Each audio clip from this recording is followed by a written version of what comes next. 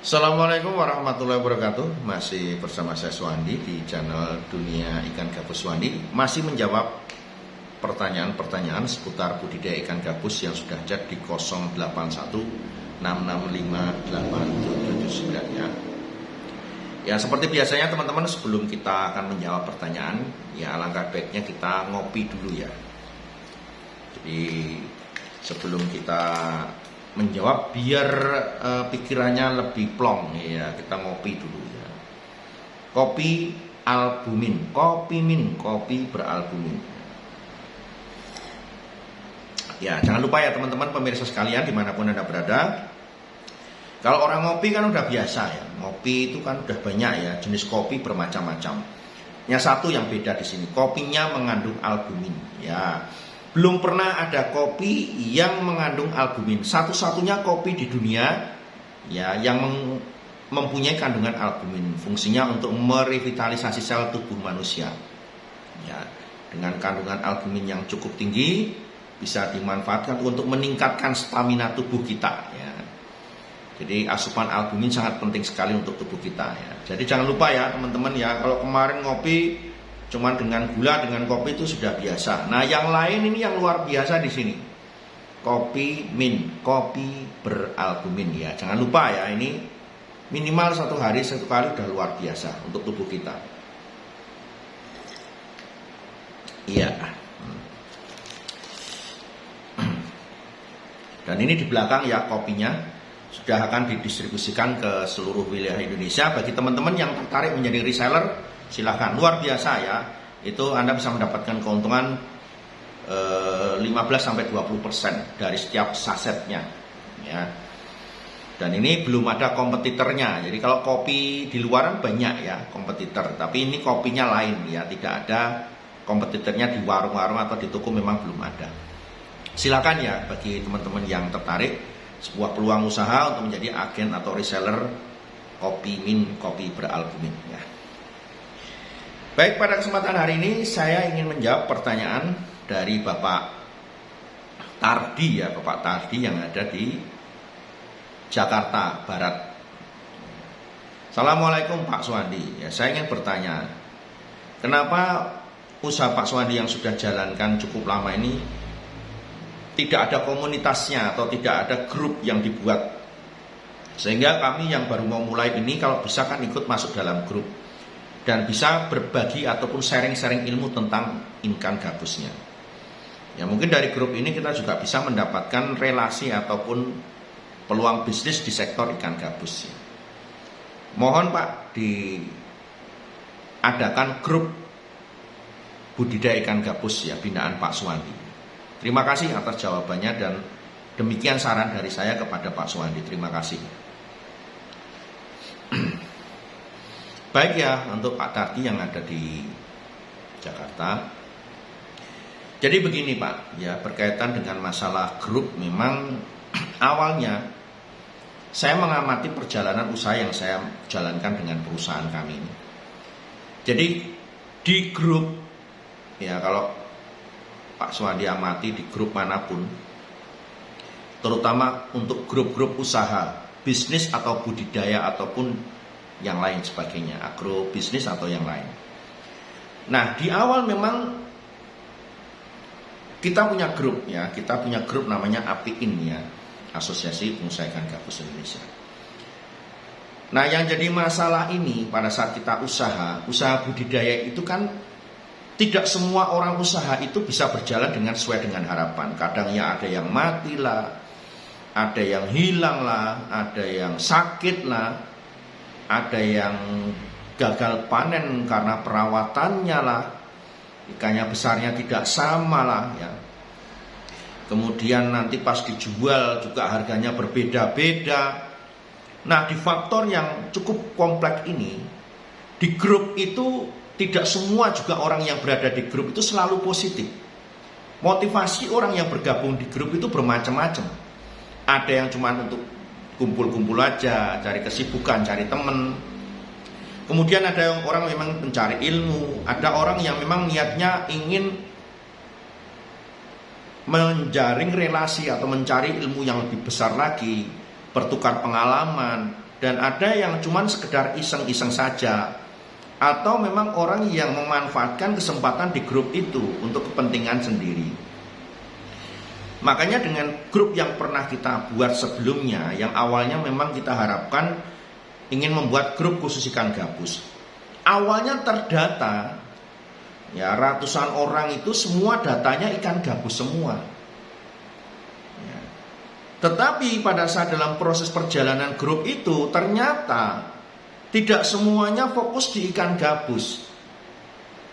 Ya, padahal di situ asosiasi pengusaha ikan gabus atau peternak ikan gabus. Nah, dalam proses perjalanan ini macam-macam lah keinginan mereka. Ya kan, ada yang di situ juga piara gurame, juga gabus, lele juga gabus. Jadi orang-orang yang punya tujuan menjadi seorang pengusaha di situ sangat kecil sekali persentasenya. Nah, sehingga apa? Dalam grup itu ya campur aduk, bercampur jadi satu.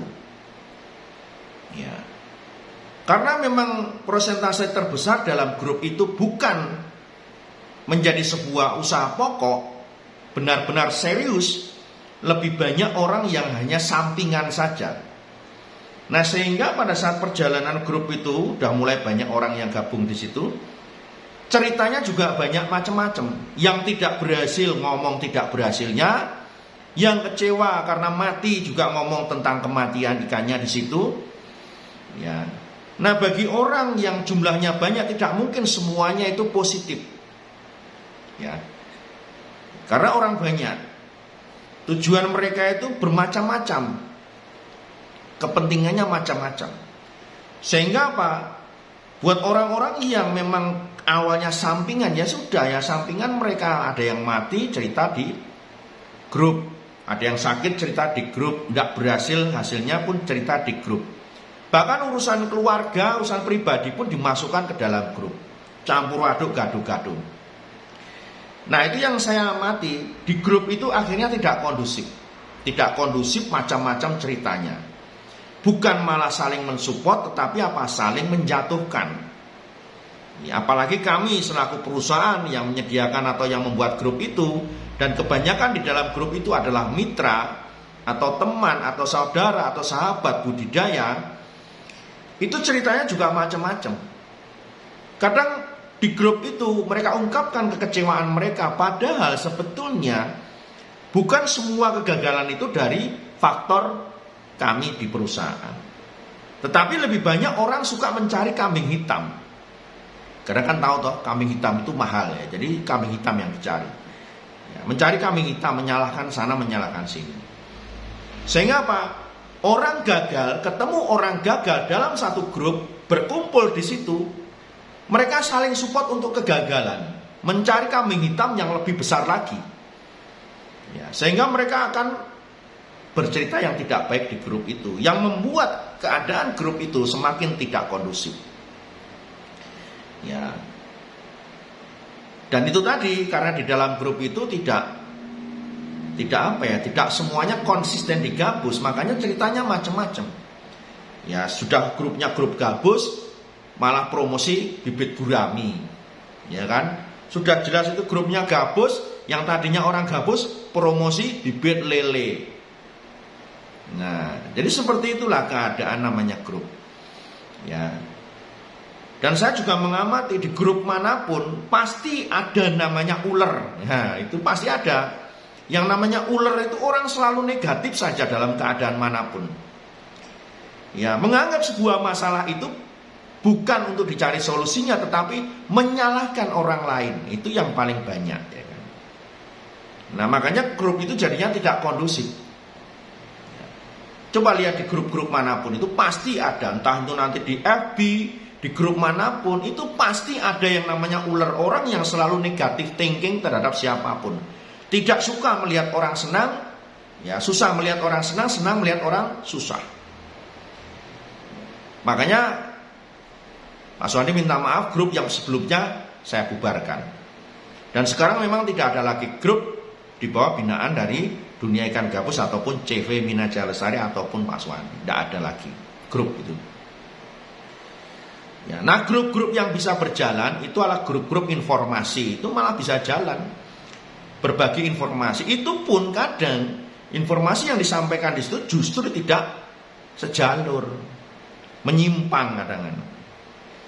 Ya, informasi tentang masakan misalkan promosinya tentang mesin misalkan nggak nyambung. Ya, grup ikan, informasi tentang ikan, usaha perikanan ternyata pertanian nggak nyambung ya. Ya, tetapi lebih minimalisir adanya pertentangan kalau itu grupnya hanya informasi. Tapi kalau udah grup jual beli, grup asosiasi usaha, grup bisnis, pasti ya banyak yang tidak sejalan di grup itu. Makanya kalau saya pribadi menganggap bahwa grup itu tidak begitu penting, karena usaha ini bukan usaha grup. Dan orang yang berada dalam grup itu bukan para ahli dan bukan para pengusaha yang kompeten di bidangnya. Mereka rata-rata orang cuma sampingan saja. Baru piara ikan gabus 1 bulan udah ceritanya seperti orang yang udah piara puluhan tahun, ya kan? Baru nonton YouTube 1 kali ada udah ceritanya seperti hebat luar biasa, ya enggak? Baru orang piara gabus megang ikan aja belum pernah, udah ilmu jaringnya udah tingkat tinggi, tingkat dewa. Itu di grup seperti itu. Makanya saya sendiri mohon maaf tidak membuat grup. Bapak tadi yang bertanya, silakan ya, kalau grup itu Bapak bisa cari ilmu. Yang penting usaha ini kan bukan usaha grup, tetapi kegagalan itu bisa dari grup juga. Orang yang tadinya gagal mati ikannya justru bukan menjadi penyemangat dari teman-teman lain, justru dikompor-kompori. Akhirnya mereka gagal di situ. Ya, menjadi jamaah gagal semua. Iya kan? Nah, karena apa? Orang gagal lebih mudah mencari banyak alasan, mencari kambing hitam, menyalahkan sana, menyalahkan sini. Tetapi buat orang sukses, dia tidak akan cari masalah, dia tidak akan cari kesalahan-kesalahan orang lain. Ya, mungkin dalam usaha ini belum berhasil, dia akan mencari solusi. Kenapa ikan saya mati? Saya harus cari penyebabnya. Bukan dengan cara menyalahkan sana, menyalahkan sini. Makanya grup ini tidak akan membuat kita menjadi lebih baik kalau di dalam grup ini berkumpul orang-orang yang selalu negatif dengan siapapun. Mentalnya mental pecundang, bukan menjadi mental pengusaha, bukan menjadi mental orang-orang yang pengen sukses dan berhasil. Ya, silakan ya. Jadi mohon maaf, saya jawab masalah grup, kita belum membuat grup. Silakan nanti Bapak kalau mau bikin grup, silakan bikin grup. Ya, semoga membuat grup yang baik, membuat grup yang luar biasa, membuat grup yang memberikan pencerahan, membuat grup yang menyemangati teman-teman yang saat kondisinya lagi down. Ya, sudah semuanya. Assalamualaikum warahmatullahi wabarakatuh.